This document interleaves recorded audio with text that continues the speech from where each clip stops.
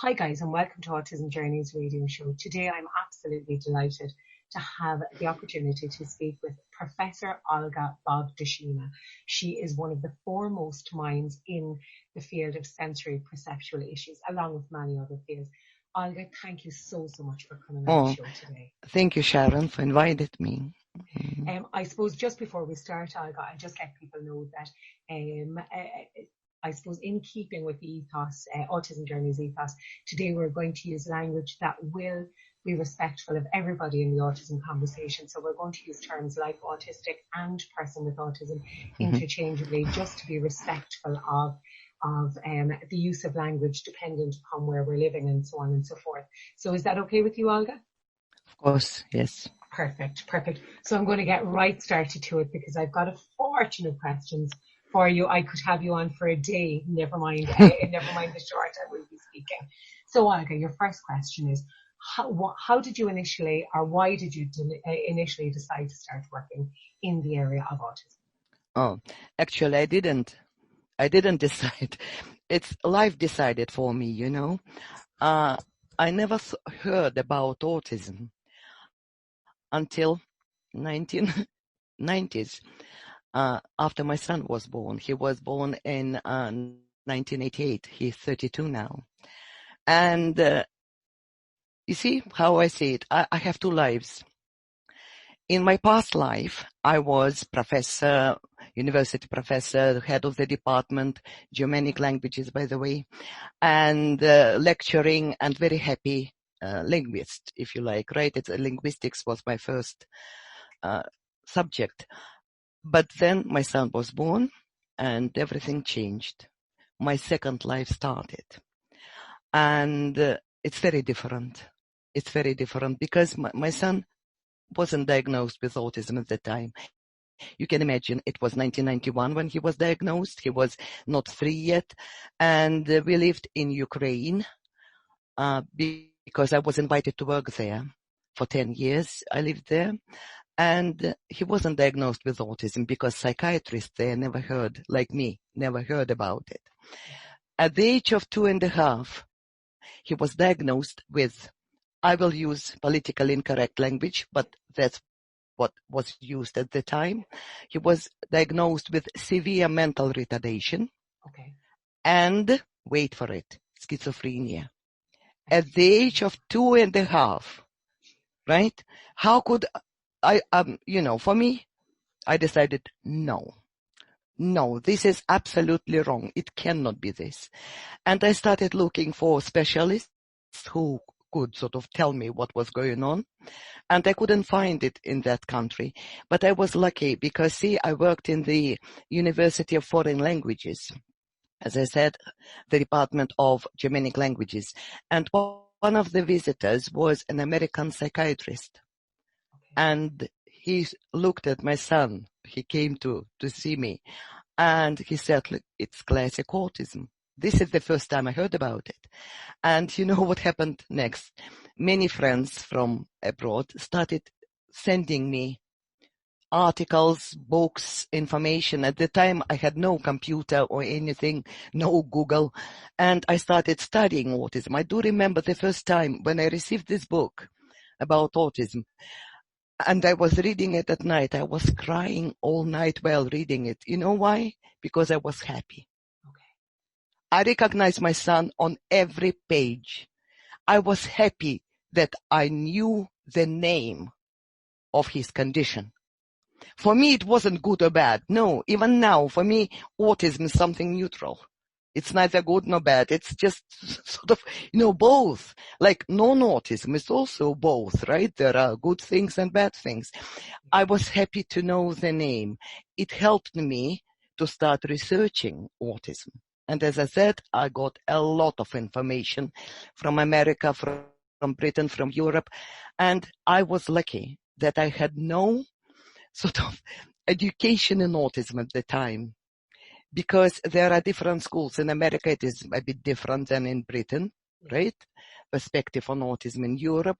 So I was lucky. I could analyze and compare the schools. And I do remember I was reading this about theory of mind and weak central coherence and whatever. And I thought, no. On the one hand, it was good. I agree with everything they say. Like, for example, theory of mind. That autistic children and adults lack theory of mind, meaning they don't understand our behaviors, they don't understand our intentions, they don't understand our emotions. I agree with that. No problem. So they lack theory of mind. But I disagree, with what? That it was one-sided. I thought, but do we understand their behaviors? Do we understand their emotions? Do we understand their intentions? Sorry, no, we don't. It means we lack theory of autistic mind. So that's what, for me it was easier because I wasn't told, learn this, learn that. No, I started, my ignorance helped me very much. So I started developing my own theories. I was trying to understand what was going on. And my son was very difficult. Yes, he didn't talk till he was 7. He was non-verbal completely. And then he needed education, but he was offered only a placement in a special institution very far from the town, sort of in the middle of nowhere, for severely mentally retarded children and autism and adults without any training, because the verdict was he is hopeless. I do remember this. He is hopeless. And another psychiatrist whom I found privately, I paid a lot of money for the consultation. You know what she said? Sorry. When I was telling her about what he does, what he doesn't do, and whatever. And what she said was, and she was writing, and she was silent. And I said, tell me anything. Is it dangerous? And she was writing. She didn't look even at me. I said, is it dangerous and whatever? He won't die, will he? And she said, it's better if he had died. I still remember that. And I thought, better for whom? For you? For me? For him? So I paid her money. Take it. And I left. And I decided if there are no specialists to help my son, I have to become a specialist myself. Fantastic. That's how I started studying autism in earnest, And what is more, I was sure there were more children like my son, and I wrote a small article in a local newspaper. I didn't use the word autism because nobody knew what it was. I described my son and I said, parents, if you want to help these children and if you keep them at home, come and see me. And that's the first week, 16 families came to me. Yeah. They were hiding their children. They also refused this placement to this institution. And as specialists said, nobody will work with these children because they are unmanageable, unteachable, hopeless, right? And that's why I started my own school in my one-room students' hostel. And my first children, my first students, and I started learning from them. It's not only I was teaching them, I was learning from them as well. And for me, it was obvious they perceive the world differently. It wasn't about sort of their cognitive abilities. No, they perceive everything differently. Their behaviors were triggered by the environment, because their senses work differently. And that's how I started researching sensory perception.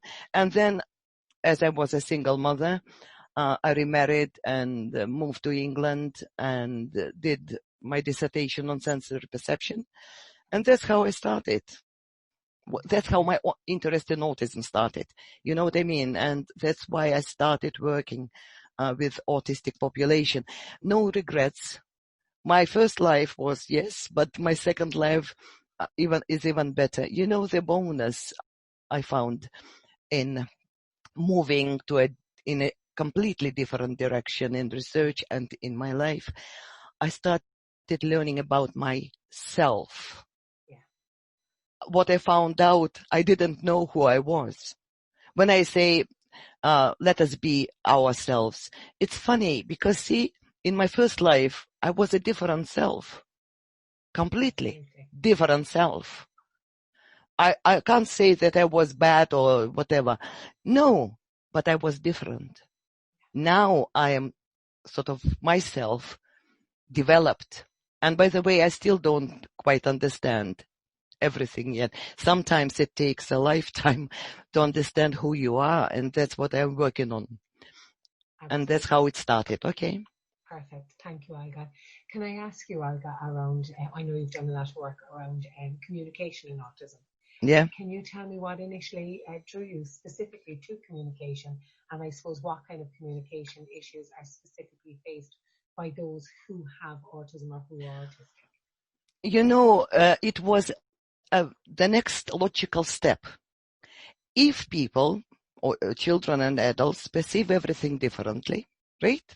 Mm-hmm. It means they interpret everything differently. Yeah. It means they interpret different ways to communicate, to to understand concepts, right? Generalize and so on and so forth. And language, I was so much interested in language they used, and both nonverbal and verbal communication. And to tell you just a few sort of features of our communication difficulties in autism and language difficulties in autism. First, of course, it is delay in development of language, right? Or sometimes there are individuals who remain mute their whole lives, right? My son started talking at the age of 7. And you see, I was so ignorant at the time. I remember when he was 3 or 4, every night I was praying. I am not a religious person, but I remember praying, please start talking. Please start talking. I'll tell you about this world. I will help you, but please help me help you. Yeah. Oh, I was so naive, right? Because now I say, shut up, will you? He's talking non-stop, but he's echolalic mostly, right? And a lot of repetitive questioning and so on and so forth, right? So that's how I saw that their language development is absolutely different from typically developing children, and even children with delay in acquisition of language. So this is one of the features, right? The second, even so-called high-functioning autistic people, autistic children, sometimes don't understand that language is a tool for communication. Okay. Like Donna Williams, I think she was a genius. Yeah. I learned so much when we talked, when we met, and from her books. She said she was about 10 when she started understanding that language was for communication. Yeah. She was echolalic, and she was just talking to herself, repeating phrases and whatever. So you see, even high-functioning people. Yeah. So my son definitely didn't understood it.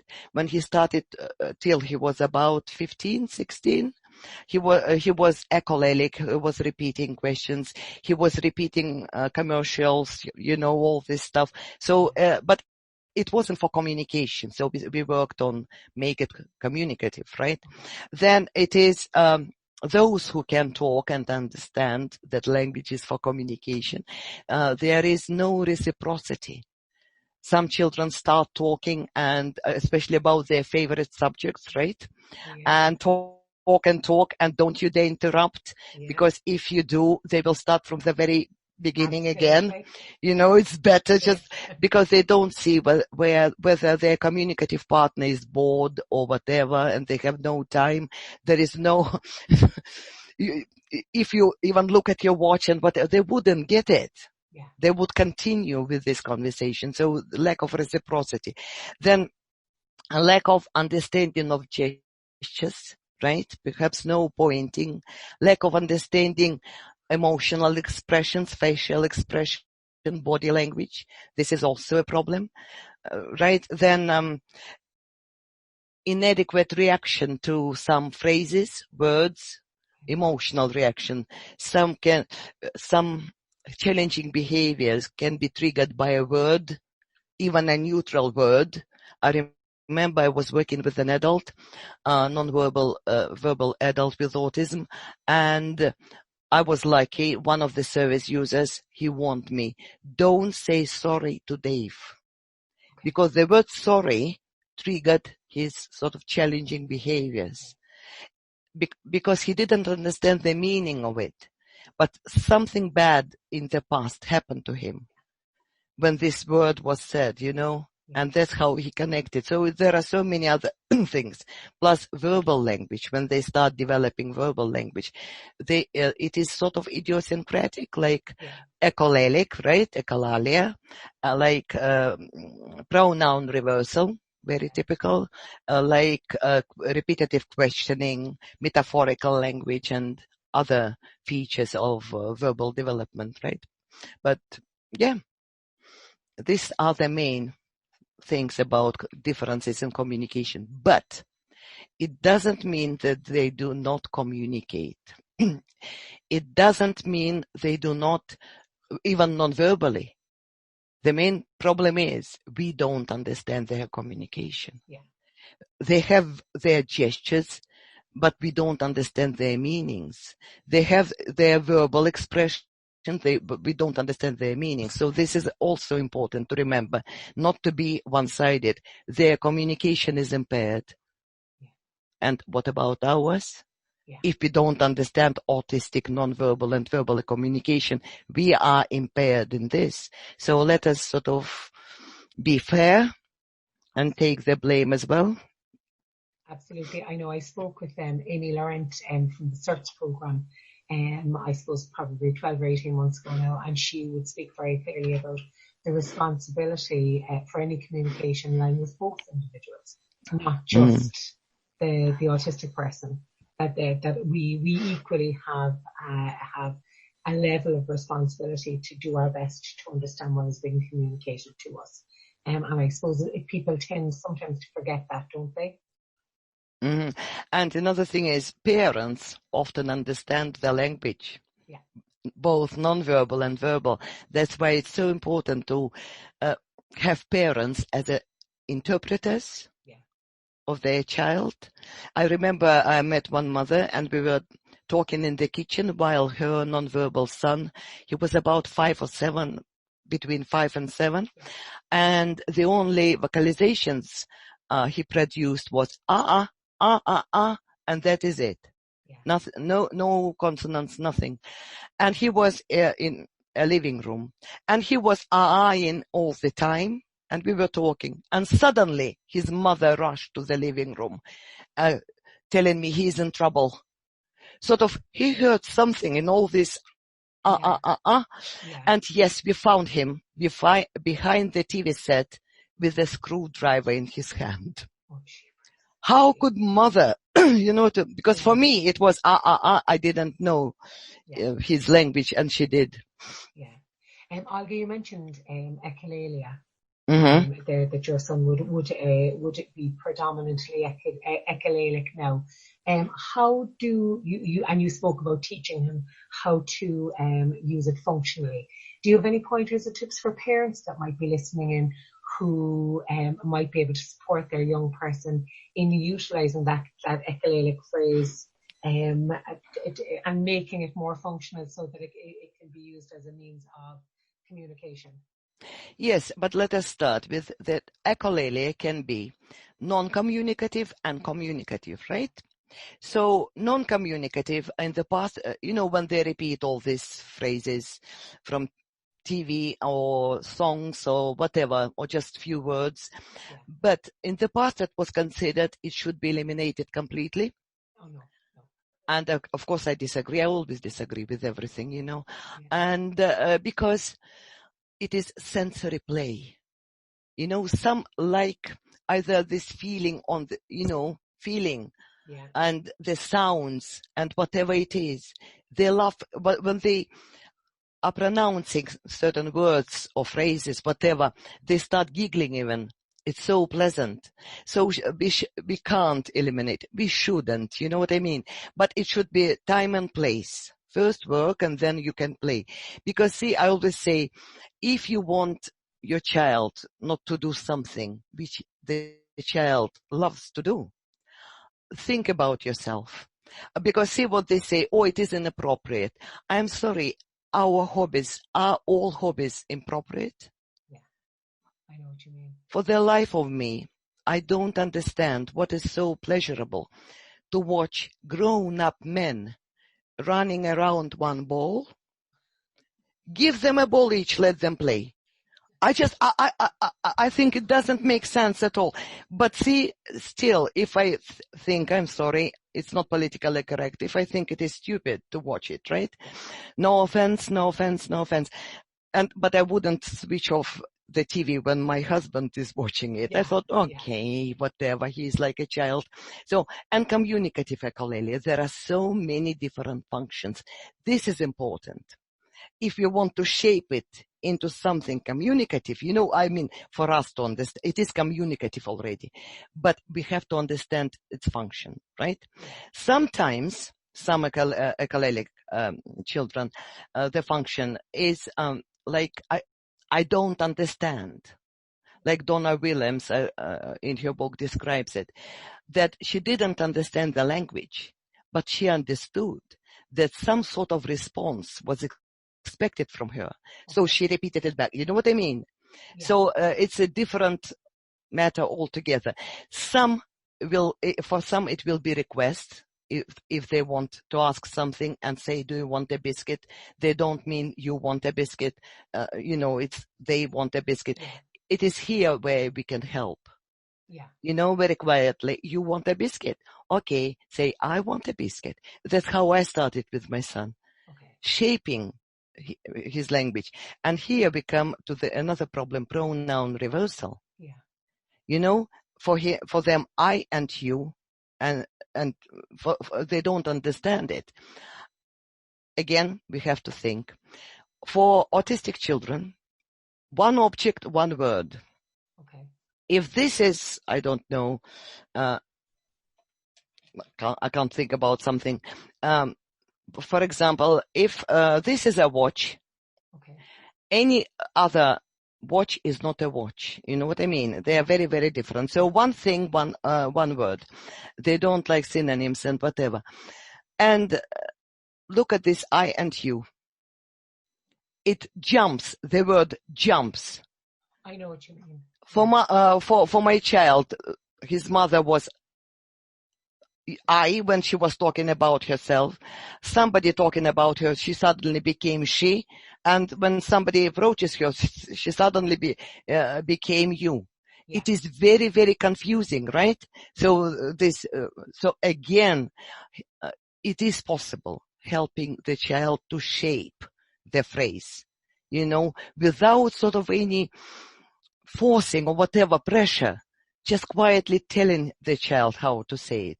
And their other function is to win time, because some needs more time to process what was said. Some wants to hear the same phrase with their own voice and whatever. There are so many functions of echolalia. It is possible. Yes, it takes longer. You see, with pronoun reversal, it's so funny. In the past, that was considered that they had no self. They didn't understand self. And that's why they sort of use you, I, and whatever. They do understand it, because they could say, Peter wants something, meaning I want something, or whatever. It's just difficulty to understanding these jumping words. And it's not only about pronouns. It's about this and that. Right? For me, again, this watch is here. For you, it is over there, right? Again, but it is the same location. I'm sorry. It hasn't moved anywhere. And the same about yesterday, today, tomorrow. For example, how can today become yesterday, tomorrow? You see, all this difficult. It is possible. Yes, it is. It takes longer, but it doesn't matter. I like that idea, actually, more one meaning, but I think if people if people hold that true when they're hearing and when they're trying to help support develop communicative ability, if they hold that central, I have no doubt that they will have far greater success. But I suppose the other thing too, Olga, is with regards to that echolalic type phrasing, that it's really important that people don't dismiss it just as as a repetition of a phrase or a song or No. whatever, that there is potentially, and actually in my opinion, all echolalic phrasing is communicating something, even if it is just communicating this wonderful joy that they're feeling or the fact that they want to. Yes, yes, because see, for some children and adults even, right, these phrases are the only means of communication, right? Yeah. You see, these are the only words they can say. I advise everyone to read books by Tito Mukhopadhyay, and Nonverbal. He is a young man now. He writes about it brilliantly. He said, my tongue could say only this word. He wanted to say something different, but my tongue, I quote, can say only this word. Or Naoki Higashida, a Japanese young man now. Yeah. I think, their understanding of autism and language is much, much better than ours. And of course, yeah. So this is very, very important to remember. They do communicate. They are communicating all the time. Yeah. It's not only their problem that we don't understand them. It's ours. We have to learn about their ways of communication. Yeah, and I suppose I know then in our home as well, Olga, I know the youngest person in our home, he's fully speaking, he's got a very wide range of vocab, but he immediately moves into echolalic phrases when he's anxious. Yes, absolutely. Communication of his yes. So it's not just those individuals who are non-speaking that will present with that kind of echolalic phrase. As I say, it can be somebody with this huge expansive language that also becomes echolalic in moments where they don't have the words to be able to communicate in a different way. And by the way, even so-called low-functioning autistic people, when they are anxious especially, right, or stressed or overloaded, they can sort of lose the ability to talk, or they have this difficulty to access the right words. Donna Williams writes a lot about it. And this is another myth about autism. They say what they think. I'm sorry, no. And like Naoki Higashida and Tito and Donna Williams and others say, even yes or no questions sometimes are tricky. Yeah. Because they need the time to process, sort of, what do you want, this or that, or whatever. And that is why this policy, self-centered approach, it's very good. I'm not criticizing it. But what I've seen was there were these meetings when an adult or a child was present around the table, and there were parents, psychologists, teachers, whatever, right? And they ask him, what do you want to do? And expecting that even verbal children, you know what I mean, at this time can say whatever is available at the time. So it's really, really tricky to really check all the time what this child wants to do. Don't think, he says it means he's right. Again, these nonverbal people who've written these books, they are brilliant when they explain what is going on. I suppose one example that I often give in one of my classes is if I've ever been driving a car and if somebody was to tip the back of my car, even gently, I have no doubt that I would lose my capacity to find the words and I would immediately start crying. Yes. The fright that I would get.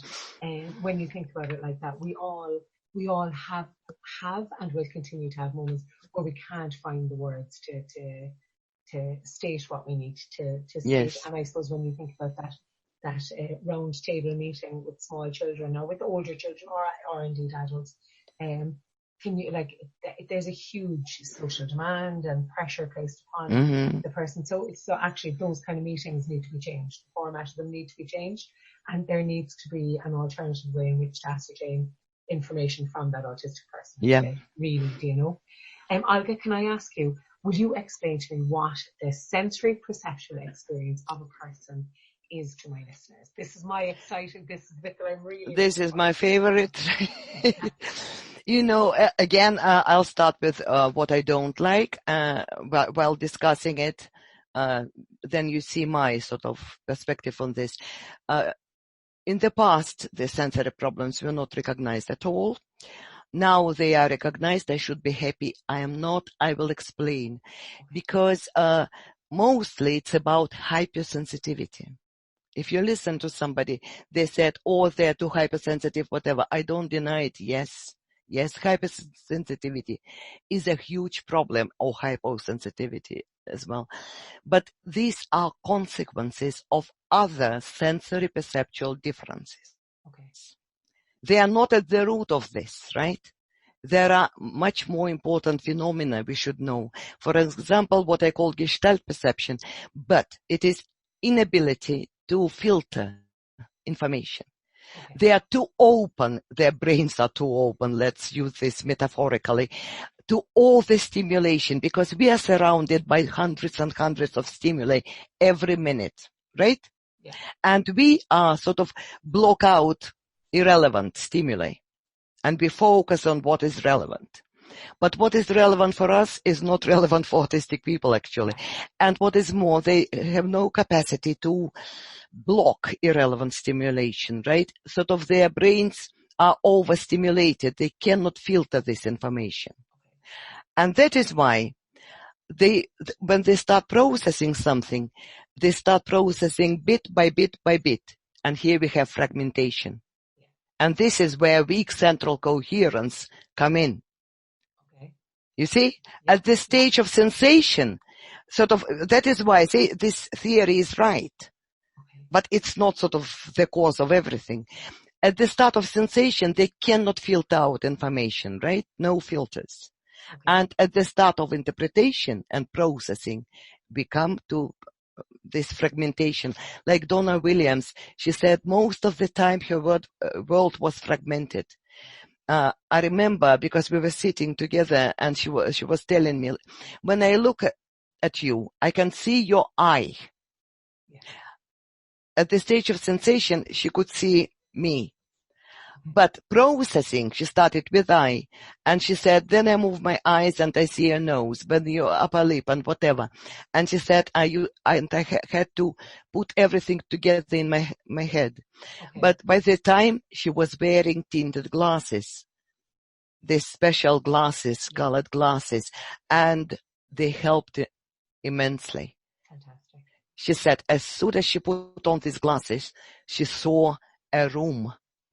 Not a handle, door handle, not a table leg or something, the whole room. By the way, recently, my son is wearing Erlen glasses as well. Yeah. And recently, I want to show you, these are my oh gosh. Very stylish. Very nice. No, it's not stylish. It's so much easier. You know what I mean? For me. Yeah. And they are here all the time because when I work at the computer, I'm wearing them. Okay. They're actually really nice. Leave them on you, Olga. I will, because see, I can. If it's more comfortable, you leave them on. I don't know whether you notice, but I can relax now. Yeah, you're actually automatically just. Yes, because it's so much easier. Anyway, and fragmentation can be in any sensory modality. It can be auditory modality, when the person can hear the whole sentence, right? Yeah. Here. But process just a few words. For example, John, blah, blah, blah, blah, kitchen. Okay. You know what I mean? These are fragments, and they have to put it together, and they don't know how. Tactile fragmentation and so on and so forth. Then there are distortions of all sorts because of all this overload, of all this inability to filter the information. And of course, their senses become hypersensitive. This is the proper place for this phenomenon. Okay, and there are many others, like inconsistency of perception. Their perception fluctuates. Sometimes they can be hyper to something that, hypo, and so on and so forth. It depends on many factors, and environment, one of them, so I have to mention this, system shutdowns. Yeah. Because without our help, children learn to protect themselves. Okay. And they learn to switch off their painful sensory channel. And most of the time it is auditory, right? Many of them are very, very hypersensitive auditory. And I remember my son, he was about 4 or 5, standing in the middle of the room, and I was talking to the nurse. And then she wanted to talk to him, and I came up to him. I was standing behind him, and I was shouting his name. He didn't even blink. And as if he was sort of deaf. And this nurse, oh, you have to go and check his hearing. He might be deaf. I never doubt that he wasn't. Yeah. Because I knew if I would start unwrapping his favorite biscuit in the kitchen, he will be next to me in seconds. Absolutely. His hearing was so hypersensitive, he learned to switch it off. So they shut downs, you know, and they do protect themselves without our help. Mm-hmm. Now, I have 2 questions based on all you've just said. I suppose the first thing is around dyslexia. And around Ireland syndrome. I know that I've got one young person who's considered very severely dyslexic in inverted commas, and he has Ireland syndrome lenses, the Ireland lenses, and he definitely his reading ability has definitely improved as a result. So I suppose would Ireland syndrome, would that those Ireland lenses, and would that kind of sensory perceptual difficulty speak to some of the dyslexia type traits that we see as well? Yes, you know, Helen Erlen, I know Helen, she is my dearest friend, and she started working with dyslexics. Okay. And that's how she discovered that color helped to read, because dyslexics, they could see text, but it can be moving or sort of, you know, blurry or whatever. Yeah. And for whatever reason, colors help. What is interesting, they are very individual. Different people have different colors. And Donna Williams was the first autistic person to approach Helen. Okay. And she was diagnosed with Erlen syndrome and prescribed these lenses. And that's when she advised me to check Alosha's, my son's, vision. Because we were sitting on the floor in her bungalow. She used to live in the south of England, on the carpet and talking. And Alosha was running around us, flicking something, you know. And she said, he sees the way I did before I started wearing my glasses. And that's when I checked that Alosha's vision. And he was prescribed brown glasses, brown colors, and we never looked back. Fantastic. It helped really, really very much. Fantastic. He started reading. That's when he started reading and everything. Brilliant. I suppose I'll make sure to put that on my Facebook page, just information on Ireland lenses, should anybody want to read more about it. I could put up some papers, whatever. Yeah, tinted lenses do help, because there are several, you know, different schools, you know, but still, for me, this was the best present I ever got. It's from Helen herself. She sent me these glasses. God, I must get on to her, I think.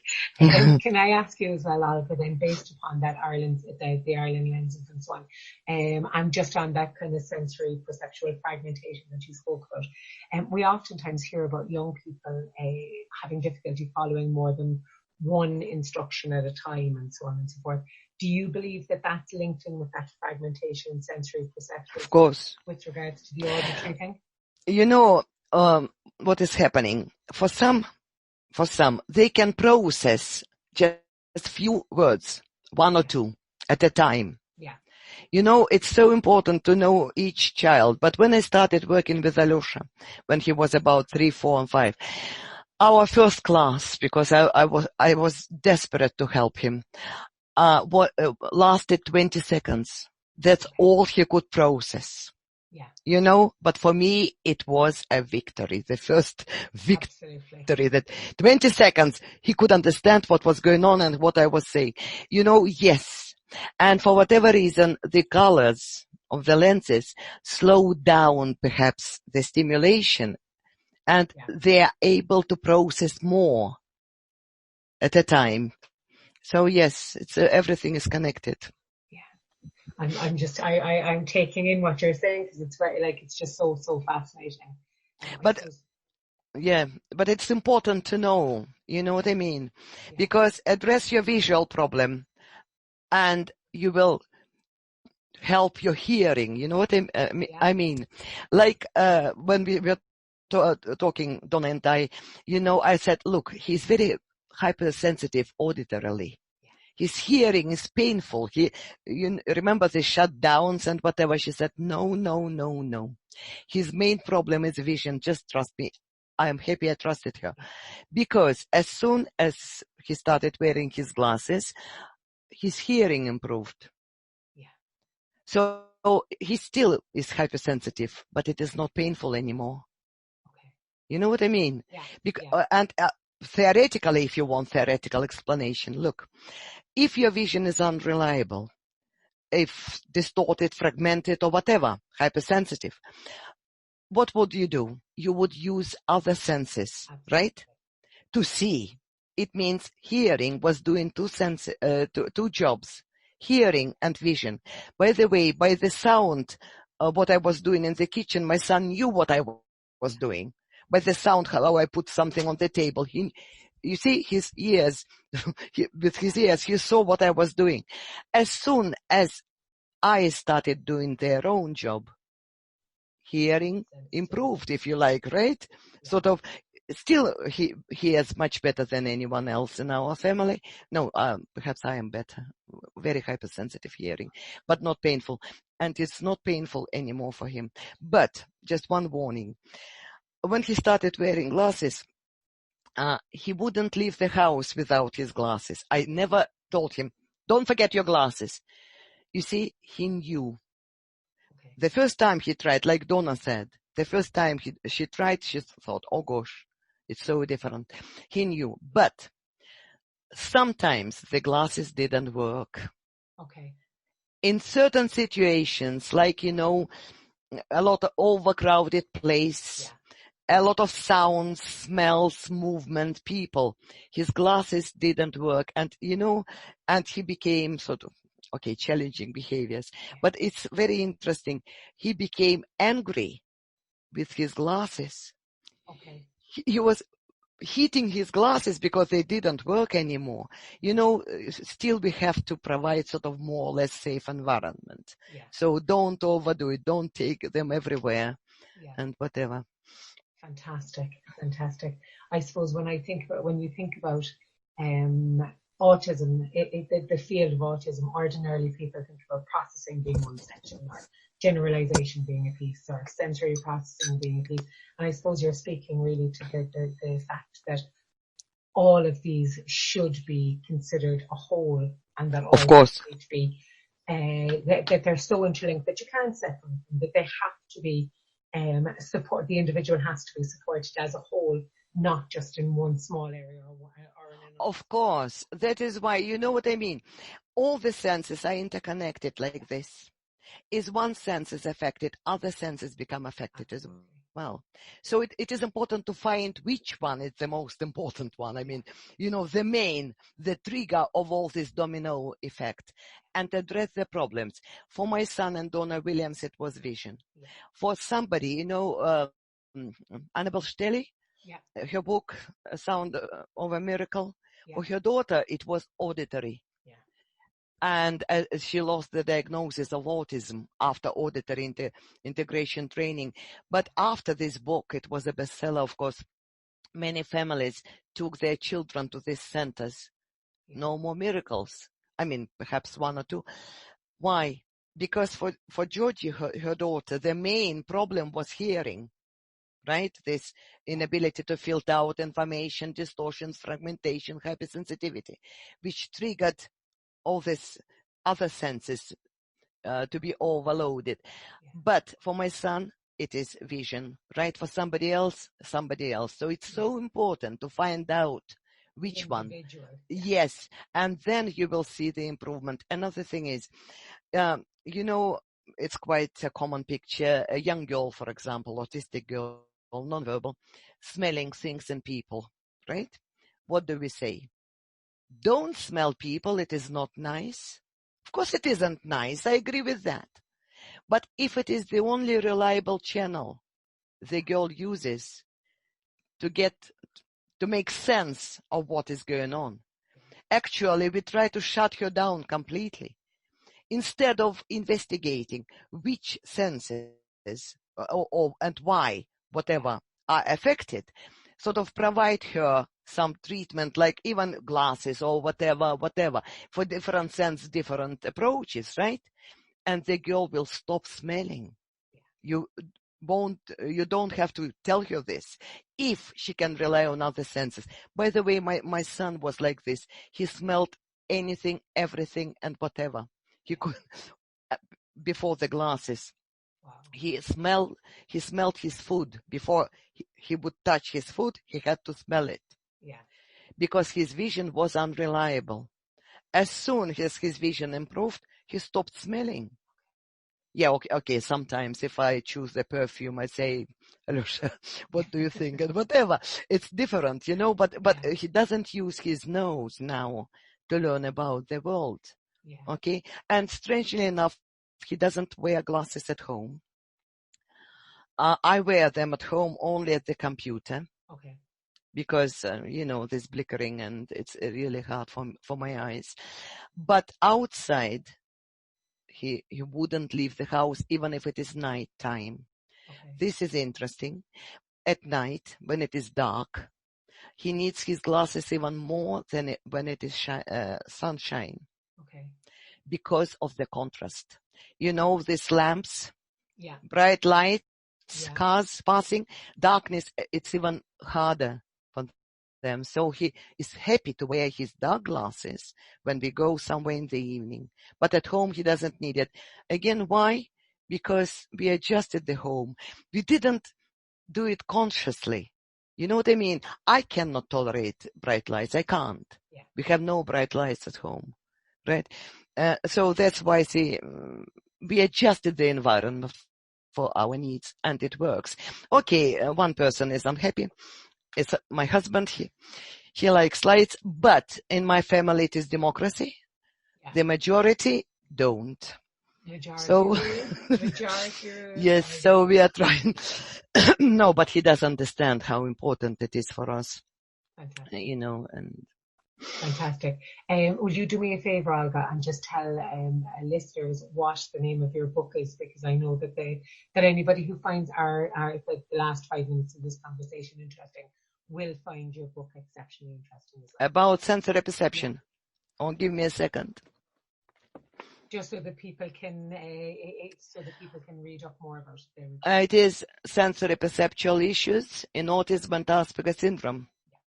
Perfect. Okay, and with this picture, because it's important to remember the picture, because this is the first edition of the book. Yeah. Actually, it's my dissertation okay. without methodology and all this stuff, and it was published in 2000 or whatever. But of course, this is the revised edition. I have, yeah, so please don't confuse, okay? Perfect. So this is the second edition. I can vouch for the fact that book will be very, very interesting to anybody who will have found the last segment of our chat interesting. They will absolutely love your book, definitely. Well, not sure, but okay. Well, I'll vouch for it. Yeah, flattering. Or it's flattering. Yeah, thank you. Very modest. I'm going to go in a little bit of a different direction and ask you, what are the benefits and disadvantages of using visual forms of communication, like PECs, for example? Okay. But see, we have to talk about first cognitive processes. I will explain why. Okay? Because they develop language differently, right? And yes, there are verbal thinkers among autistic population, but they are mostly Asperger syndrome or at the other end of the spectrum. Because many autistic people are perceptual thinkers, either visual, right, or auditory, or tactile and kinesthetic. I'm kinesthetic learner. I'm not visual, definitely. I can't see anything. Movement always. I can't talk without movement. It helps, You know what I mean? I'm kinesthetic. You know, my son is not visual, never been visual. For him, PACS wouldn't work. Okay. What is important? Like Donna Williams says, I visualize like, like a blind person. She said, I can't visualize like without movement. She uses movement and acoustics, how things sound when they tapped and whatever. She is not a visual person. And sometimes these pictures, PACS pictures, are very confusing, especially if they are line drawings. I will tell you Donna's again example. Line drawings, PACS, line drawings for play or leisure time, when two figures, lines, and a ball in between. She said, for me, it was a spider. Okay. So she has to learn. When she is shown a spider, it means it's time to play or break time. And lunch, a plate, with something on this and knives. She said for her, it was a face with a black eye. Wow. Again, she has to interpret. When I'm shown the face with a bruise, it means it's time to eat something, So for these people, it's really confusing. So if you work in a class and there are 10 students and 7 are visuals, for example, it's great. It will work for them. But 3 won't benefit from it because the majority, yes, are visual thinkers, but not all of them. Okay, so it should be, you should be very, very careful. And by the way, again, Naoki Higashida, for me, it was sort of something new, but that confirmed how right I was. It was so funny. I learned it from his books recently. He said, even for visual thinkers, for some autistic who are visual thinkers, these timetables, visual timetables are not often useful because they are very rigid, you know what I mean? And sort of for them, he said, I always check whether they're doing the right thing and not, whatever. For me, it was really interesting because when I started my school, when I knew nothing about autism. By the way, it helped because I learned from my students from these 4 children first and then 18 children at the end. And you know what I did? My timetables, we never used pictures. Perhaps my son was not visuals, but anyway, we used words. Yeah. Verbal. It was mathematics, reading, break, and whatever. And they learned to read. Those words they learn to read. Yeah. So that's why it's good if you use a visual picture, whatever, there should be a written word underneath. Absolutely. So it will help, really help. Okay. But sort of just to say that it doesn't work for everyone. That's why it's better to use, for those who are not visuals, to use objects instead of pictures, giving a spoon before lunchtime and whatever. Or movements, or written language, and whatever. Mm-hmm. By the way, objects are safe because they can cover many languages. Like they are visual. Let us start with this. Then they are tactile. You can touch them. You can smell them. You can tap them. Sort of, it covers many languages. And create object timetable for somebody who is not visual in your classroom. Okay, perfect. I know that many professionals here would recommend that you start with that kind of an object schedule, but that you should move through that kind of hierarchy of visuals then right up to the word. Do you believe, Olga, that you'd be better, or you move from there to the Toby, that token, object-based icon, and so on and so forth? Do you believe so that would we be best positioned to offer different schedules based upon sensory profiles, shall we say? Of course. Instead of trying to follow these, because I know lots of professionals do tend to try and follow that, moving through the stages. Does that make sense? I understand your question. I never followed any sort of whatever. I thought what is best for these children.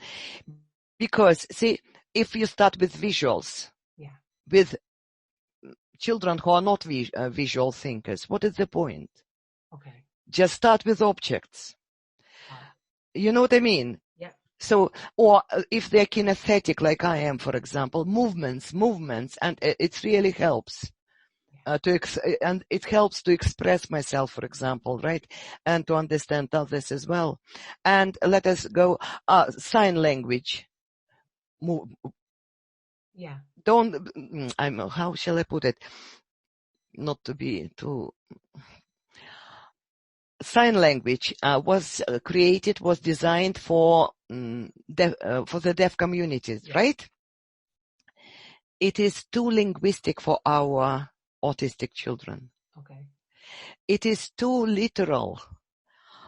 They are too literal, and this is linguistics. They remember one word, one object, right? And they are literal. They don't like idioms. They don't understand them. It's not about like or dislike.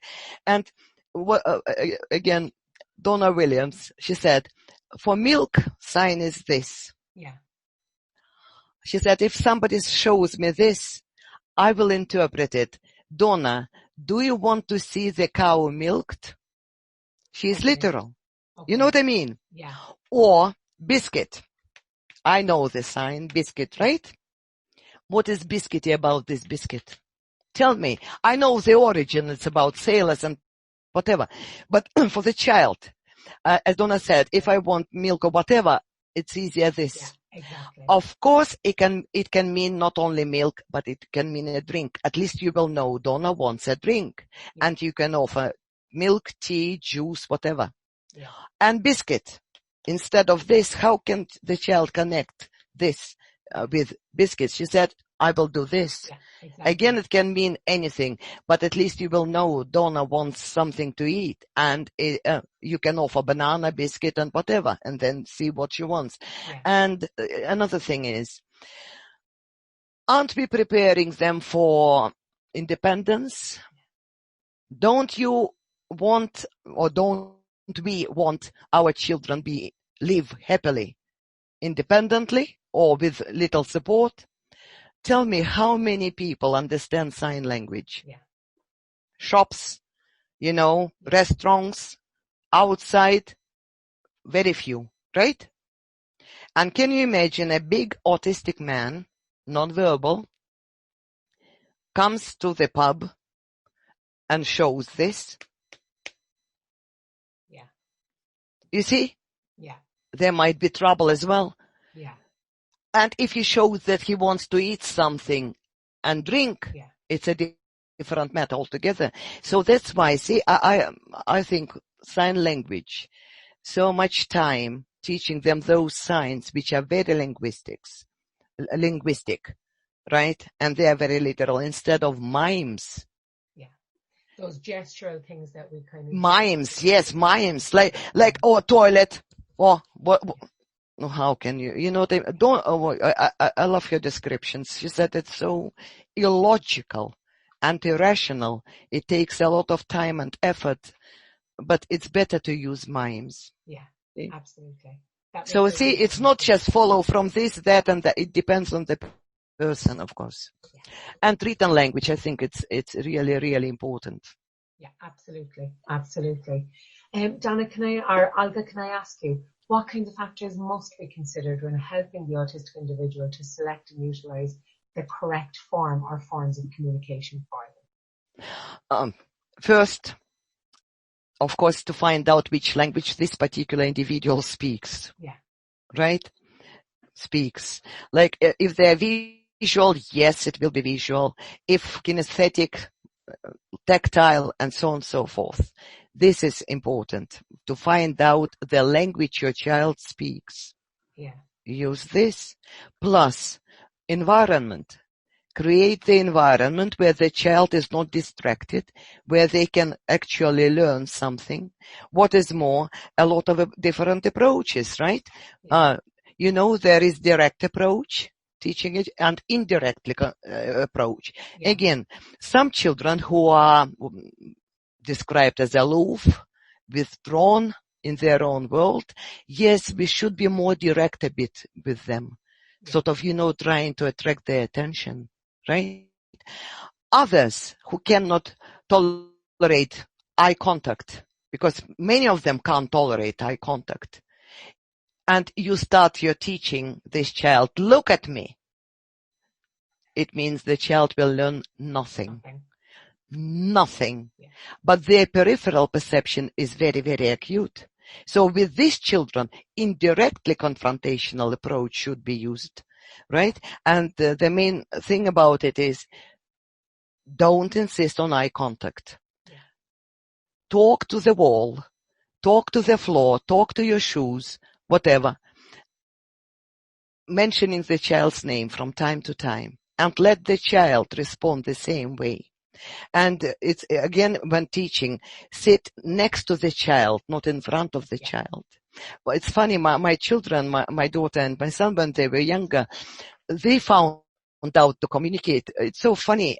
They themselves, I entered their room and I saw they were talking to my son's toy, favorite toy. My daughter was addressing the toy and my son was answering. It was so funny. Yeah. They didn't talk face to face because they can. If you want children to understand what you are saying, it's better not to insist on eye contact. Okay? And another thing is the other side of the same coin. Don't discuss the child, even if you think the child won't understand what you are talking. Yeah. I'm sorry, perhaps some children won't. They will remember this. Yeah. Verbal, word by word. You know what I mean? Yeah.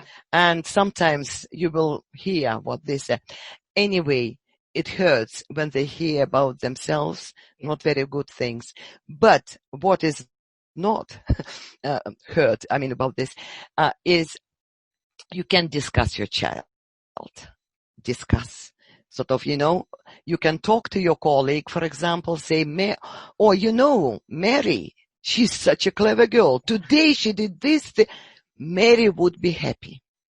But if you say, Mary, you're so clever, you're so good, poor girl. Yeah. She will go further into herself. Yeah. All this round of applause, and it's really not good. Yeah, absolutely. I suppose, Olga, I have been the parent who has sat in the car where my child couldn't escape, where we had a conversation, like where we would have conversations side by side, where they wouldn't have to look at me, but we'd say they were in a space that they couldn't get out of, so that I was able to encourage kind of some level of communication. And I've also been the parent who has literally shared these most humongous, magnificent stories about my children with other adults, just so that they feel proud of themselves. Do you know what I mean? So, it really does work. It actually really does. Because the next day they kind of have a puff of pride when they're going back into school, or when they're, the next time they're doing a test, they don't worry as much because they know that mom thought they were amazing, or it does, it works beautifully. Yes, absolutely. Yes. Not just, you see why I'm so angry about this round of applause. Yeah. Because perhaps it was used with my son. Now he's 32. And sometimes he said, round of applause. I said, forget it. You can imagine. I know. You know, it's just unbelievable. I know. I suppose it's about building them up, whilst not being overt about it, or whilst not being in their face about it. Yes. Olga, can I ask you, can you tell my listeners a little bit about the International Autism Institute that you helped to establish? It happened in 2010. I visited a very beautiful city in Siberia, Krasnoyarsk. It is, by the way, the geographical center of Russia. Wow. Beautiful city, 1 million people, just beautiful. It was personal reasons I visited it, and not very sort of happy ones. My mother died, and anyway, and I went to the university. I was quite known there because of my work on autism, and my books were translated into Russian as well. And that's how it happened. And we decided, look, we need work together internationally, and we started this organization. It's sort of attached to the university psychology department. And we had 3 sort of main aims. First, it is research with different countries, and it was education of specialists, and we started online courses. And the first course was, I remember because I was doing a lecturer for this course, 7 countries, students from 7 countries were there, and it was fantastic because students were not only learning about autism, different approaches and whatever. It was sort of 3-part course. It was really university course. It was proper university course, and it was master's course. But they were learning, there were discussions, of course, and they were learning from each other, and they're learning about the situation of autism in other countries and other cultures. It was really fantastic. So it was education for specialists and parents as well, because what we found is it's good to have groups where both professionals and parents were learning, and they learn about each other's needs as well. And another thing was it is education of autistic children and adults. Again, curricula for this sort of, it is one of them. It was education, sort of research, education, and work with families, of course, and parents and professionals, trying to sort of unite them and to teach them how to help their children. And and of course publications. I was responsible for producing different sort of, how do we say, not books, but not textbooks at least. We call it University for Parents, because I started writing short, about 100 pages books for Romanian organization. In Romanian, it was in Romanian, and it is the first part in a series, Autism Becoming a Professional Parent. Oh, wow. It is the first book I've written as a mother, because all my books, it's like a professional, right? Like a lecturer, like an academic. But this was the first book I've written as a mother. And the first book, of course, was about sensory perception. Now I am writing, now it's the second one. It is about communication. The third one, it will be emotional and social aspects of autism. Then it will be medical and whatever. So it's to give you the idea, I will show you. Because this book is translated, we were writing it for international, right? So Romanian, this was, what's happened? It's just gone out of focus. I don't know. Can you? So this is the book, this Autism Becoming a Professional Parent for Romanian, but it was translated in Macedonian. Wow. It was translated into Russian. And it was translated into Italian. Fantastic. You can recognize both children, yes. You know, and this is sort of University for Parents. It explains very difficult phenomenon with a simple language, you know, and from the point of view of parent and mother. I loved writing it because, you see, I could express my own emotion. It's not about references to this research paper or that research paper. I could talk to parents in these books as a mother, you know, and that's what we've done in Autism, International Autism Institute. And in 2016, this International Autism Consortium of Autism Institutes was created, and it was Great Britain. I was representing Great Britain. It was in the same university, so it was, Siberia. It was America, and one of the leading neurologists in autism, Manuel Casanova, represented it, and he was the first president of this consortium, and China as well. Wow.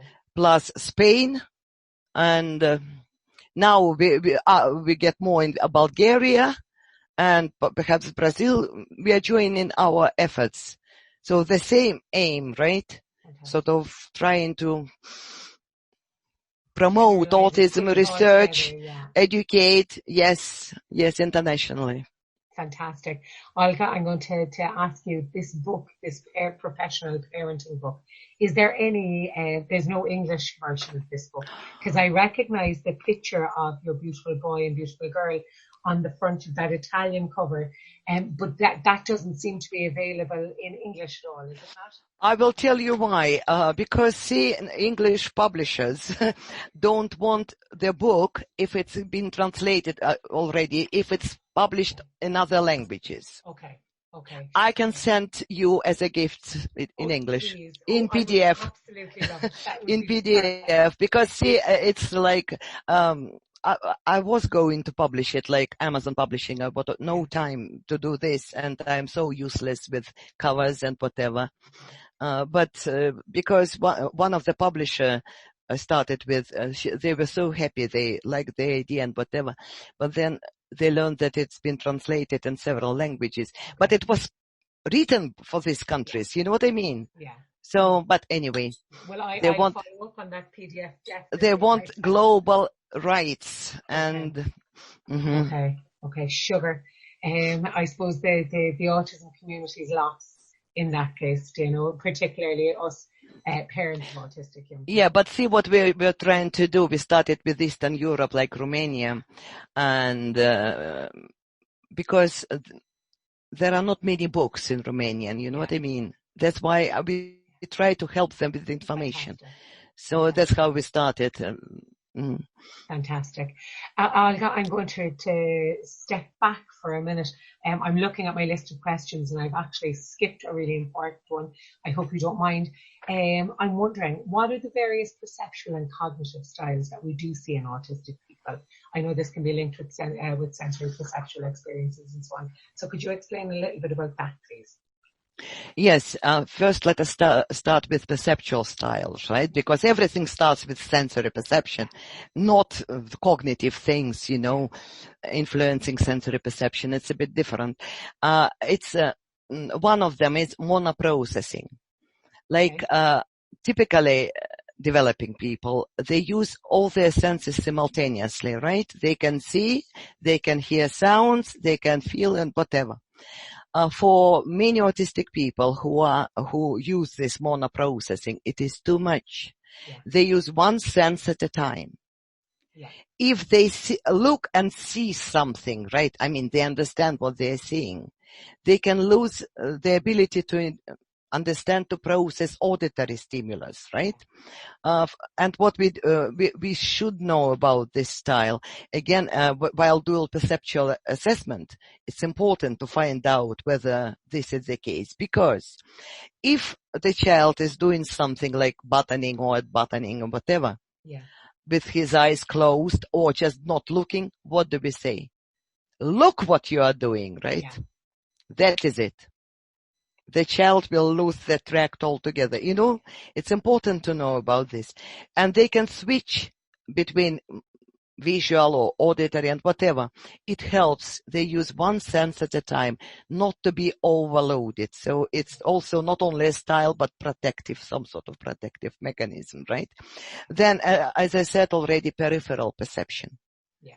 Because it's, of course, we have to teach them to look at the person. Eventually, yes. First, we will start talking to the wall, then in the direction of the child, but not looking. And then sort of they look either here or at the shoulder. You know what I mean? Yeah. Because, again, many people outside the field, they don't understand it.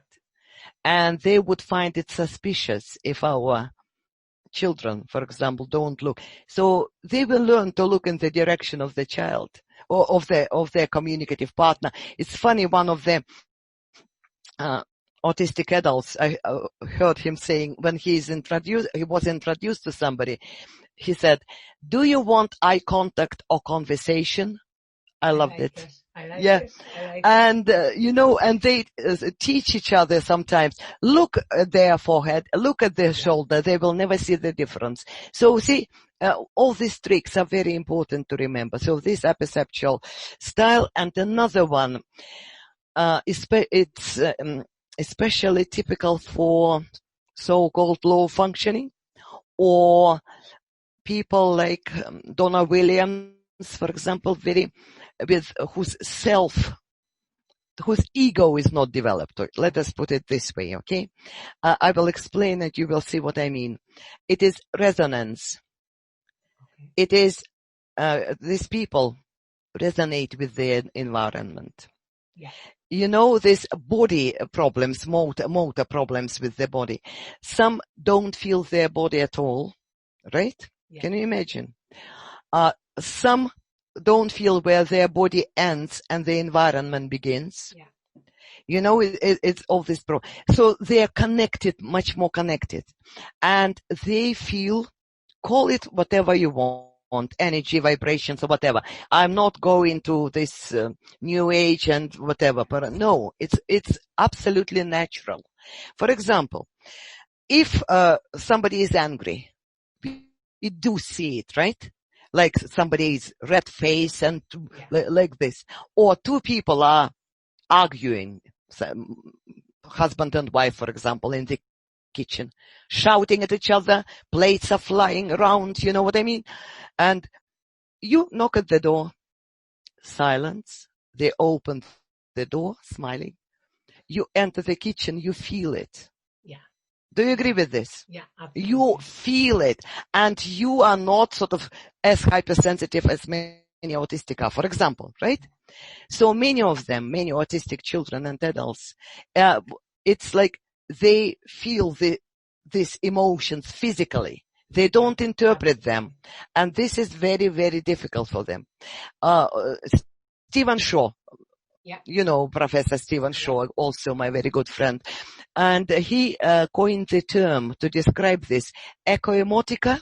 Yeah. It's like they feel our emotions physically in their body. Yeah. And they don't understand whether it is their emotions, their sensations, or somebody else's.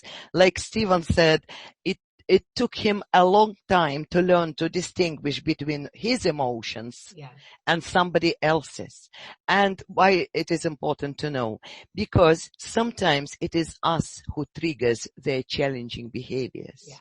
Absolutely. You see, when a teacher, for example, with some personal problems, and she thinks it's okay, I'm professional, I can sort of do my job. If there is a child who is very hypersensitive to this, suddenly he or she will feel this energy. I said again, energy, perhaps not the right word, I don't know, and starts fidgeting. And of course, teacher starts a bit shouting or whatever. It's like a snowball. Yeah. Sometimes it is us who trigger the behavior. I know it personally. By the sound, I open the front door. You know, this with the handle. When I come from conferences or my university work and whatever, my son knows whether I am in a good mood or like I am tired but happy, or I am tired and very angry. Yeah. It's impossible to pretend otherwise. Yes, I can smile and whatever, but doesn't matter. He feels it. You see? Sort of this resonance, and these people resonate with animals as well, with nature, and that's why they are very spiritual. And very, very spiritual. Absolutely. And now we are moving to cognitive styles, or not? No, I just say that we have two small people in this house who pick up on absolutely everybody else's emotional state. Always. Yes.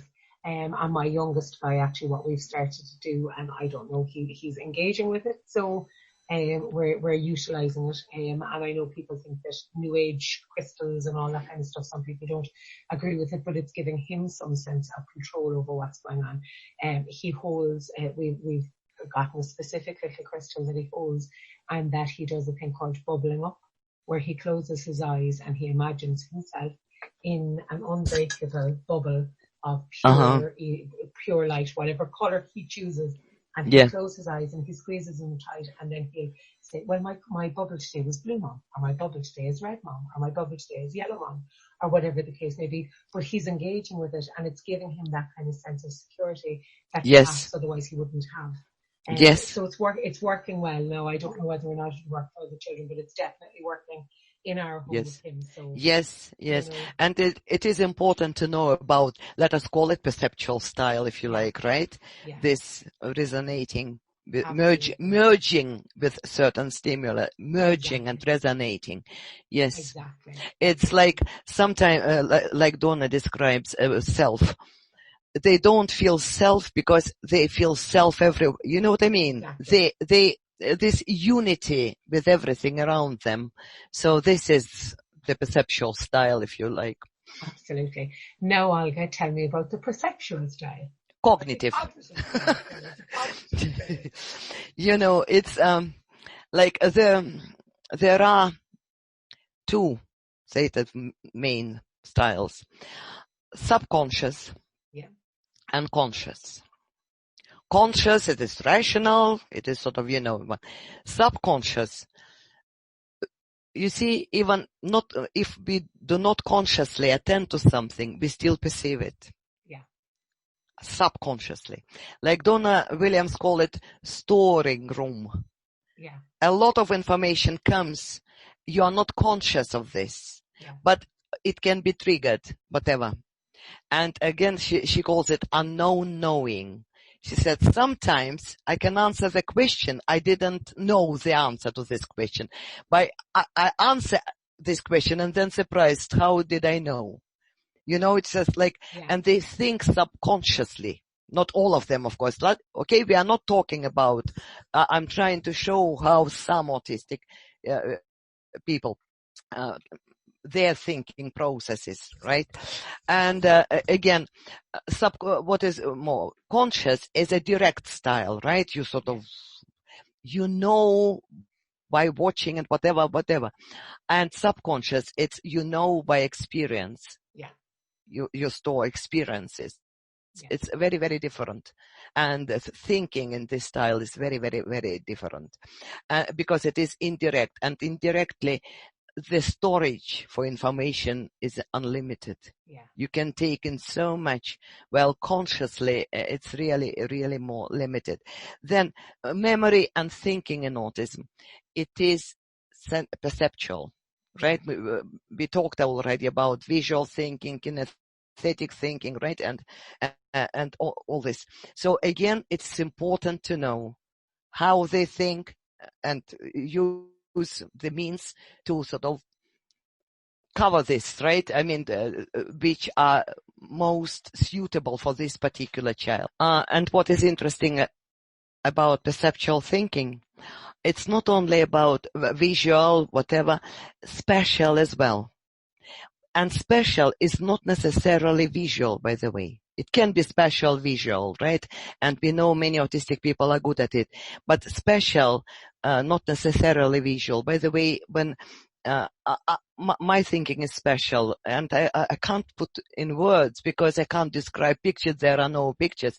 It's like I can see structures, but not visual structures. You see, when I'm planning a book, this is the best example. When I am planning a book, I don't plan, like this chapter, that chapter. No, I plan it in my head as a structure. And it can be, all sort of structure. And no pictures, but it's structure. And then I can sort of move different things around, you see, and no words, but I know what I am moving. I can't explain. But again, this type of thinking also exists. That's what I'm trying to say. And another feature of perceptual thinking and autistic thinking is associative thinking. Yeah. Associative memory and associative thinking. And it's like when you start thinking about something and talking, and suddenly any word can trigger you and send you in a different direction. It's like, and then another word again to somewhere else, and then you are lost what I was talking about. Yeah. It happens to me all the time. I talk and then suddenly I look at something. Oh gosh, I have to do it, and I forgot the place where what I was talking, and memory is also very important. Many autistic people, while remembering something, they re-experience it. Yeah. Whether it is visually or multisensory or it is auditory and whatever. They don't, like non-autistic memory, it works like, first I did this, then I went there, just a linear memory, right? Yeah. And you can change it, you can sort of tell lies because you can sort of add something that never happened or remove something that happened. Autistic memory is very different. It's the whole memory as one unit. That's why they find so difficult to answer questions like, what did you do today? It's just, it's so difficult to find, it's just, that's why it's better to ask. This communication book between school and parents is very good, where teacher writes what happened at school. And then if you ask the right question, because some parents say, you always say that memory is sort of very good in autism. It is. They remember everything. And why my child cannot answer something like, what did you do at school today? Because their memory works like this. If you look, for example, oh, you went shopping today with Simon. What did you buy? And the child will recite a shopping list. You know what I mean? Yeah. If you trigger this memory, and he will tell you the price of something that happened in the shop. You see, so this is important to remember. They remember the whole situation as one entity. Okay. And it's impossible to change it because it is there. It is there. So this is important. And another thing, anything can trigger a memory. Yeah. The problem is, like with unknown knowing, right? Subconsciously they remember a lot, but the access to the memory is very difficult. It's only savants, autistic savants, they can privilege access to this memory.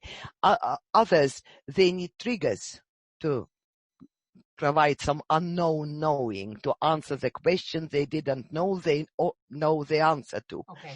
And anything can trigger not only positive memories, but negative memories. Okay. And what it means is, they will remember not only what happens, they will re-experience how they felt. And if it was really a bad feeling, they will recreate it. Because the past memory becomes very present. If you're re-experiencing everything, you are making it present. And that is why, this ABC approach, when we analyze challenging behavior, antecedent behavior consequence, do you use it? I've used it in the past, yes. Does it work? Not always. Do you agree with this? Yeah. Because see, it's not so easy to find this antecedent, because sometimes it can be something that is, they can see, no, yes, you cannot hear and they can. And something you are deaf to can trigger their challenging behavior, right? So antecedent present but invisible, let us call it this. Or there is past antecedent. If something triggers the memory, the child will react. Where is the trigger? Where is antecedent? In the past. And if you cannot connect it, if you don't know this, sometimes people say it's out of the blue. Nothing is out of the blue in autism, just nothing. Then there is probable future antecedent, right? That, for example, children can break telephone. My son did this once at school, because phones can unexpectedly ring, right? And any sudden unpredictable stimulus could. So they can break it now just to feel safe later, right? Or my son couldn't tolerate babies crying when he was younger. He couldn't. He was jumping out of his skin when his protective strategy was, because of course I did everything not to take him to the park, for example, if I heard babies or saw mothers with babies. But the problem was he would hit the baby even if the baby is asleep. So, and the babies are everywhere. Why? Because babies are unpredictable. Yeah. To protect himself. And if they are prepared for this unpleasant stimuli, they feel better. Yeah. So to protect himself, he would start this, just hit the baby. Now, desensitization and everything, he still finds it unpleasant, but of course no accidents whatsoever. Yeah. But at the time it was difficult. Again, it is antecedent, okay, which is impossible to find.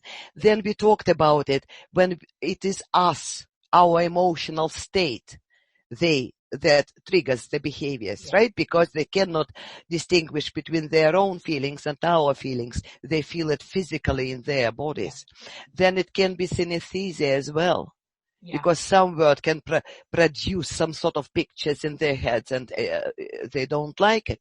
So then it can be last straw antecedent when the child is tired already. And of course, anything can trigger. So there are so many things which should be taken into account when you sort of prepare something for children to take them somewhere or whatever. So it's important to know. I'm just wondering, Olga, with regards to instead of using those antecedent behavior, those ABC charts, would it make more sense to proactively prepare a toolbox of sensory strategies to meet the needs of the autistic person, of course, they hyper or hyposensitive at any time during the day? Yes, but again, please don't limit it to hyper and hypo. We talked about it already. It's much more to that, of course. Absolutely. Because see, I don't say ABC is a bad approach. It doesn't work all the time. It's not about being good or bad. It's not criticism. I'm just trying to show that it doesn't work all the time. Okay? Yes. Understanding your child's sensory profile will help a lot. That's why we have no accident at home. I mean, now we had. In the past we did. And, there are good days and bad days as always. But anyway, it's very, very different now when we feel each other. Absolutely. And I suppose I suppose I know that I'm doing a little bit of work at the moment in residential settings, and I find that there's a lot of looking at the kind of the antecedent and looking for that antecedent and stuff, and people are forgetting about those proactive sensory tools. Yes, you see, when you get some sort of this table, questionnaire, whatever, yes, it is useful, or this antecedent, whatever, or you have to fill in this form, what causes this, it limits you in your imagination, if you like, right? You stop thinking what else could have happened. You know what I mean? You've got this, prescribed, rigid stuff. It is useful. I'm not saying it is not, right? But still, don't limit your observation by this, and you see, think more about what you can do to avoid this or whatever. Because see, I don't know. I know now where it is safe to take him, where not. But I've made so many mistakes, and it's okay to make mistakes. You can't avoid it. You can't avoid them. Absolutely. Learn from these mistakes and move on. Because okay. Life is life. Exactly. I suppose life always gets in the way, doesn't it? And life tends to teach us lessons that we need to know, really.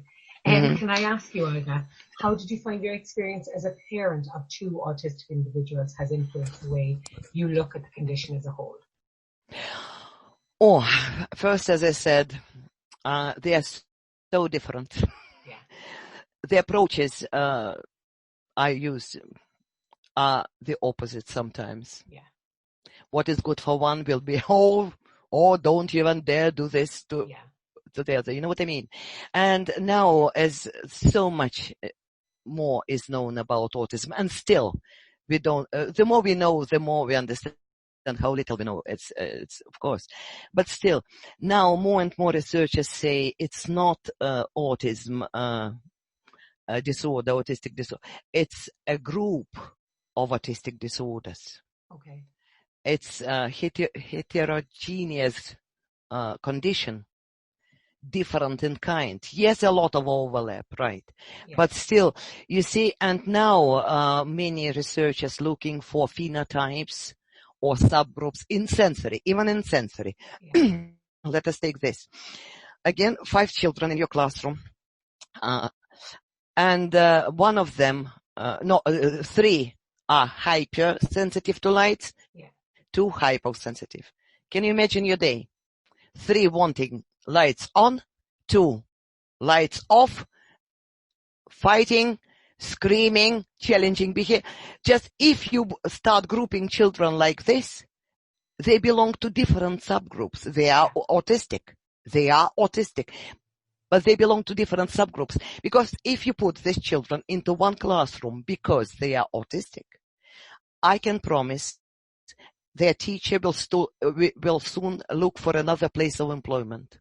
Yeah. It is impossible to accommodate so different people. You know all this well-known saying, if you know one autistic child, you know one autistic child. But you have to work with several. And if we won't differentiate between these autistic subgroups, we won't be able to help anyone. Yeah. And another thing is, my favorite, Donna Williams, you know how she called autism in her latest book? She because I think we don't have autism, we have autisms. Yeah, okay. And she compared autism to a fruit salad. Yeah. Yeah, more bananas in this one, more apples in that one. You see, a lot in common, but very different. And that is why, for me, the phrase, we autistics, is meaningless. Which part of we are we anyway? And that's why, see, it is important if we're trying to help. We have to help everyone, right? Yeah. And that's why we have to find this. And it's a pity that Asperger's syndrome was removed. Okay. We put everything into one basket. Yeah. I thought it was very good that because Asperger's syndrome are different. Yeah. You know what I mean? Yes, it is on the spectrum. It's not a problem. But they are different. So it's better to know each child and then decide, with these children I can do this. And for these children, this will be necessary. Yeah. You know, not just consider them, they are all autistic. Now, my attitude to autism. Another definition of autism, it is from Switzerland, Swiss researchers, Mark Ram. It is the intense world syndrome. I love it.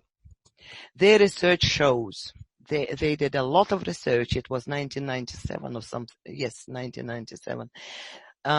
What the conclusion? Okay, it is brain research. I'm not qualified to talk about brain. I don't want to make any mistakes. But the conclusion was, autistic people perceive too much, think too much, and feel too much, and remember too much. Yeah. It is all too much. You see? And that's because their senses work in overdrive. They are too open or overloaded all the time. And that is why they have different trajectory of language development, cognition, and behaviors. Yeah. It's not cognitive and then sensory starts sort of. No, it's because their senses work differently. Their perceptual processes are very different. Of course, they impact on cognitive processes like memory, thinking, and language development. For me, it is so logical. It's logical what is going on. And another thing is, as I said in the very beginning, is for me, when I learned that my son was autistic, I was very happy because I knew the name. Yeah. For me, whatever my son had would be great if I know how I can help him. Yeah. Does it make sense? Absolutely. And to know whatever it is helped me so much to help my son and my daughter. Yeah. Because for me, my children, the best what happened to me in my both lives, you know. Yeah. It's just the best. And as a bonus, as I said, I learned a lot about myself. Yeah. Absolutely. And thanks God, I didn't stay the way I was. Thanks God, nobody told me stay the way you are, because I changed. I'm more patient now, much more patient, more thinking, more feeling, if you like, right? More empathizing. Sort of, it's very different. And the best description of autism comes from my daughter. I have to tell you this. And this is the best attitude, I think. And, she's, once I remember it was her birthday. She was 15. Now she's 29. Why I remember that it was her birthday. I was invited to York, to the York University to give a lecture for occupational therapists in the university. And as it was 15th of May, I said, no, it's my daughter's birthday. My children are my priority. But then she said, Mom, let's go together. We love York. It's not far from where I live. And then we will celebrate my birthday in York. And this was the first time she heard me talking, because she never actually, she was at school. And she was sitting at the last desk. It was a huge lecture theater, and sort of I was talking, telling them, and she was listening. It was so interesting. She was interested in all this. At the end, there were question times, and many questions. Okay, I love questions. And then one student asked, can I ask your daughter a question? Can you imagine? We never discussed autism at home. Why discuss it? We never, so autism, and, autistic, they know about it. But I didn't expect it, and I wanted to say, oh no, my daughter was marching to the stage, yes, please. And then she asked the question, the student, and my heart just fell. Please tell me, what is it like to live with a severely autistic brother? I couldn't. You know what I mean? Yeah. I was paralyzed, and I thought, how can I help her to get out of the situation? I was sort of, my thoughts were running. And my clever girl, she said that I couldn't say it better. 15-year-old teenager. Yeah. What do you mean what it is like? It is normal. I loved it. And that is why it was, I couldn't say it better. Yeah. It is autism and what? Yes. And it is normal. Yeah. Why should we? So this is my attitude to autism. Fantastic. Yeah, it happened. My family is, and what? Yeah. We are dealing with it. Yeah, absolutely. Absolutely. I suppose from one parent to another, Olga, I know that, in a previous lifetime, I would have worked in childcare and in special ed and so on and so forth. And then I had my family and so on. And I will say that my parental experience has placed me on a very different path, but it definitely has. It has enriched my life 100 million times fold. Do you know what I mean? And I wouldn't ever choose to be anywhere. Of course not. Right, no, of course not. So. Of course not. And I will tell you again the last bit, because it is important, I think. You see, my son's IQ was assessed. I disagreed with this. In England, he was about 11 or 12. Yes, a lot of Echolalia, but he could read and write, and he was bilingual. He understood 2 languages. Yeah. Can you imagine? Yeah. Severely autistic child. Anyway, and his IQ, the psychologist came here, and non-verbal IQ, he started whatever, and he refused to cooperate. I could see he can do it. Yeah. He did it when he was 3. Yeah. Oh no, but as he was not cooperative, his IQ was assessed less than 40. And then I said, let us try his verbal skills, because he is bilingual. No, there is no point. Anyway, you can imagine what I thought about this assessment on psychologists, but it was so long ago, and now I've done so much research, and I've come to a conclusion. When we talk about autistic intelligence, autistic intelligence is described as something they can do better than non-autistic people, using these IQ tests.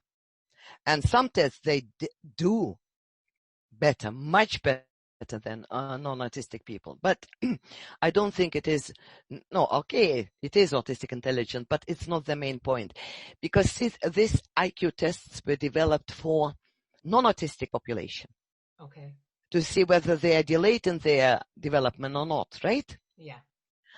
But in autism, the cognition, everything is so different. And they can do what we not only cannot do, we cannot even imagine they can do it. Yeah. And we cannot assess it because we don't know this exists. Yeah. There are no, and I can tell you, I worked especially with non-verbal people. It's just unbelievable how autistically intelligent they are. Okay, and hopefully one day we will learn more, because I am doing so much research on this now, and I love this.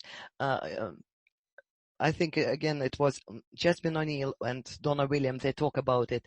Jasmine O'Neill, a non-verbal lady. They said you would be. It's not a quote. I don't remember the wording. You would be considered idiots in autistic world. It's not only, but this is true. Yes, this is absolutely true. Because see, let us place you sort of, to the environment where elephants live and leave you there, whatever. Who will be cleverer? Whose intelligence will, you know what I mean? Absolutely. So in autistic world, non-autistic people will be assessed as severely, mentally retarded. Yeah. I use the past terminology. My son was diagnosed with this, and I disagree, and I think you agree with my disagreement, okay? Yeah, absolutely. I think it's really important, Olga, that people start realizing that there are so many more intelligence than this academic intelligence or this linguistic intelligence, whatever. That there are so many different strengths and different talents that people bring to the table, and we don't hold enough. We don't allow there to be enough weighting in them. I have a young person here who is driving machines around our house. Like, he's been able to drive machines since he was like 5, with his dad sitting beside him. Mm. He can now, as an older teenager, park a giant truck to within about an inch of where it needs to be parked. There are grown men who have been driving trucks for 20 and 30 and 40 years who don't have that level of skill. But there's no marker for that level of skill in any academic setting. Yeah. Do you know? Yes. And sometimes my son surprises me. You see, I never thought he would do something, and he does. Yeah. And gosh, how does he know? Yeah. No, and so for me, autistic intelligence, it's not what we measure IQ, and they are better. Yes, they are, but it doesn't mean that, for me, autistic intelligence is what we cannot do at all, non-autistic people, and what they can do better, but we cannot even imagine what they can do. Like, see, we cannot appreciate this intelligence. I know the environment, our culture is not sort of prepared for this because we don't know it exists. It's like if you are colorblind and you cannot see the red color and you look at the red rose, how can you appreciate the beauty of the flower? Yeah. Right? Yeah. Sort of, if we cannot see it, we sort of, it doesn't exist. And I think it's very, very wrong. Yeah, you're right. You're absolutely right. Olga, you'll be glad to know there's only a few questions left. I suppose, first and foremost, where can people go to get more information on you? Now, I know that you don't have a website. So no, I don't. No. No, I don't. Perhaps one day. I don't know. No, I don't. I'm sorry. I'm useless with this. But Facebook and LinkedIn, sort of, this is the way to find out, because I post. It is like I post mostly about autism. It is research papers, like abstracts of the most recent research, which I think people will find interesting, right? And some posts and whatever. So it is a professional connection. I mean, LinkedIn and Facebook. There are a couple of personal pictures, me and children, and that is it. on holiday when we are on holiday, but otherwise it is autism related. It is like my website. Okay, Sorry. so I think I know, see, I'm very get old. somebody to organize that website, Olga.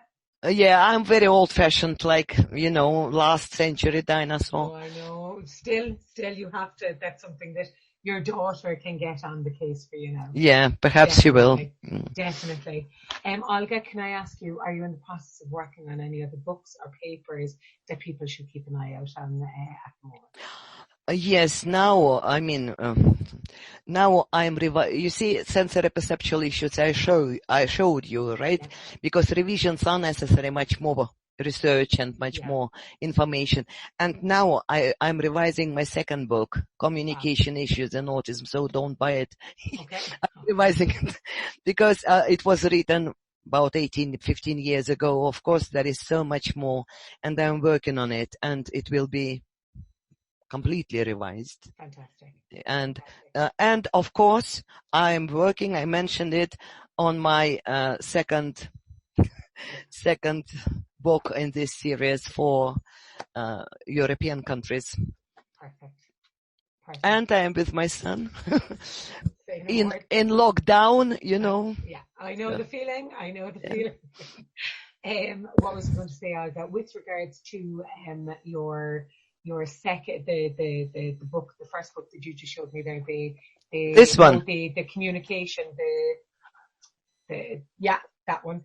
When do you anticipate the revised edition of that? I will finish by February next week because there is so much. It's still, if somebody can sort of take it in the library, there is still a lot of useful information, but there will be much more. There will be additional information. Perfect. Mm-hmm. I suppose last question of you, Olga, just before we finish up, though, just to let people know that you will be speaking at this year's Cork Autism Conference, and that's on the 11th of October. I know you were due to come over to Cork, but that now you are going to be presenting online.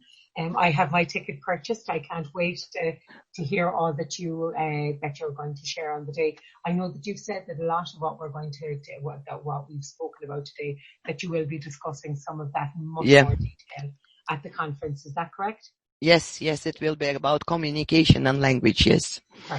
Perfect. So I suppose your final question, Olga, is from your experience as both a parent in a neurodiverse household and a professional in the autism field, what is the most important piece of advice you could give my listeners to help them navigate their own or their children's autism journey? What is important for parents to remember? This is the most beautiful child, the best ever you've got. 1 child, 2 children, 3, it doesn't matter. And remember, your emotions will be up and down. Yeah. First it will be, terror, I don't know anything. And we all are developing all the time. Yeah. Yes, you will feel grief. Perhaps some will. No problem. Take your time, but not too long, because you have to help your son or daughter or both. Because see, remember, and for those who work with parents, right? Please remember, if parents are difficult, it's because they want to help their children. Yeah, absolutely. Yes, of course, you don't have enough resources, you don't have enough whatever. To be honest, they do not care. It is about their children, and they will fight for them, and this is good. So take your time, whatever, and develop further. And see, in my experience, difficult children produce difficult parents who prepare to do anything and everything, but educate themselves as well, because only you can help them to find their place in the world. And by the way, they will help you to define yourself. As one philosopher said, what? Know thyself. And sometimes it takes a lifetime. So you will learn a lot about yourself as well. That is beautiful, beautiful words. Thank you so much. Oh, thank you.